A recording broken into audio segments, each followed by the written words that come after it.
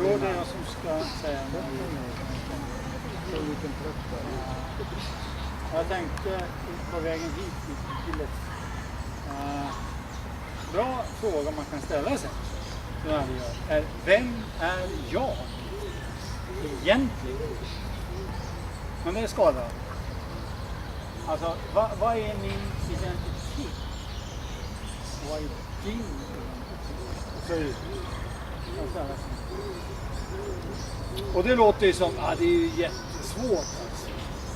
Nej, jag är Bengt. Ja, du har ett namn. Men det är inte du. Namn, om du ändrar namn, blir du annorlunda då? Men jag associerar namnet med mig själv väldigt djupt. Ja. Okej. Okay. Nu har vi Bengt där. Han är en Bengt. Vad det nu innebär, jag vet inte. Men han vet det själv. Men jag tänkte ett annat svar. Jag menar, olika människor har olika svar. Och det är inte mitt namn jag tänker på. Utan jag tänker på, i grund och botten,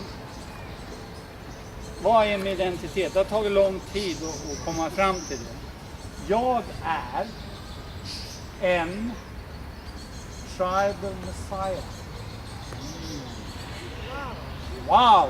Oj, vilken reaktion! Tack så mycket. Ja, det var imponerande. Alltså, och det här har tagit 40 år för mig att liksom komma fram till det. Man har hört ordet och ordet är jättekonstigt också, bara en sån sak. Men att verkligen känna att, ja, jag är utvald av Gud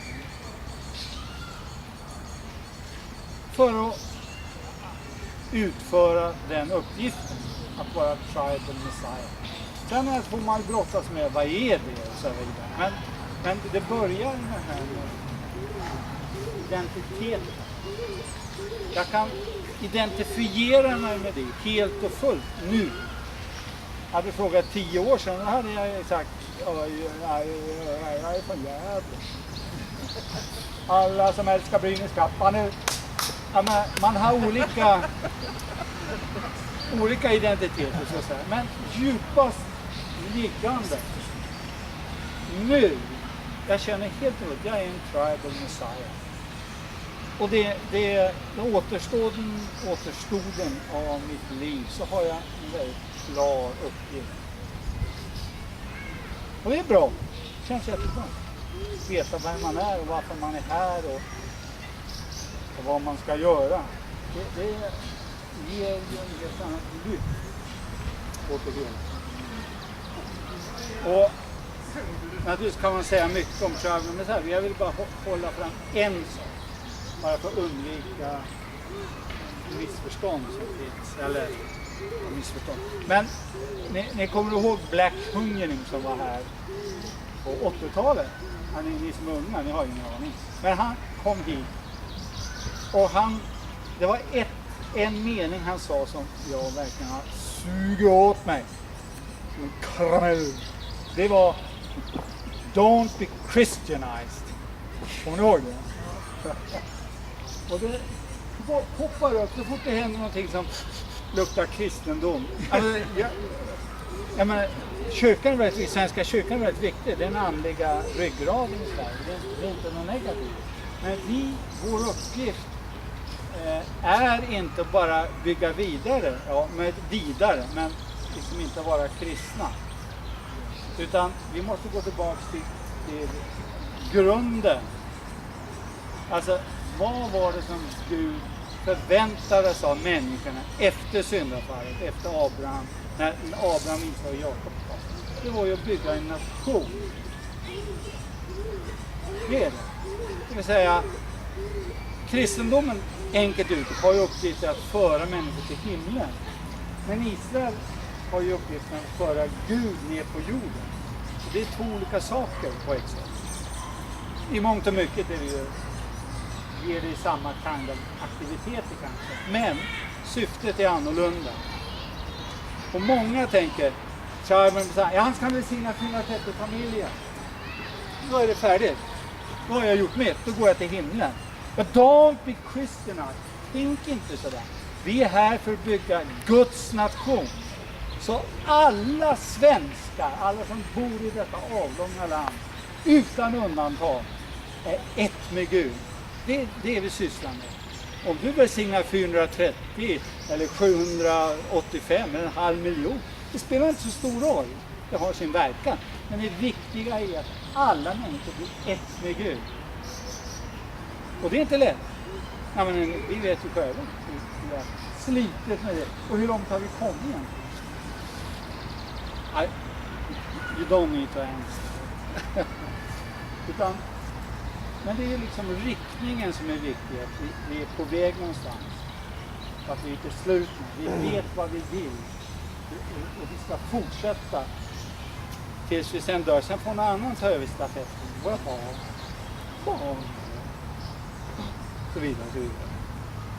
Det går inte sådär naturligtvis. Det fattar ju till och med jag. Att det tar en tid. Men det är det vi inte ska släppa. Och det är det vi ska låta våra liv fyllas av. Det bor många människor här i landet, men alla kan inte vara tribal messiah. Det är ett fåtal som har fått det uppdraget. Ni vet, Jesus sa, utav stenar kan Gud göra ättlingar till Abraham. Vi är de här stenarna. Eller hur? Egentligen var det ju duktiga människor som från och med mellan åren 45 och 52, de där 7 åren, som skulle lägga grunden för himmelriket. Men det blev ju inte så. De svek, de klarade inte av sin uppgift. Och från 48 så blev ju kommunismen väldigt starkt, gick i offensiv och svepte över världen. Och vi lever ju fortfarande i följderna av det. Och får lida av det på många sätt. De här 7 åren som vi har fått, 2013 till 2020, det ska ju ersätta de där. Och den här gången ska vi lyckas och lägga grunden. 4 år har gått, första 3 åren. 2017 är ju 4:e året. Och det är ett viktigt år, det är därför där vi ska känna, det här är min uppgift. Det här ska jag ge mitt blod, svett och tårar. Och sen ägnar vi resten åt de här 3 åren, 18, 19, 20, för att lägga en grund. Vi kommer inte nå fram till målet, det är självklart. Men vi kan starta någonting som ger en kedjereaktion. Om vi hittar, man brukar säga, 3 personer, skapar en trojka. Och sen hjälper dem att hitta 3, så kan det där börja rulla igång. Men jag tror verkligen det. Därför att Gud är starkast i det här kosmos. Det är där, den himmelska föräldern, det är där det börjar och det är där det kommer. Och sluta, dit vi kommer att sluta. Ja, tack för ordet. Tack för att du lyssnade.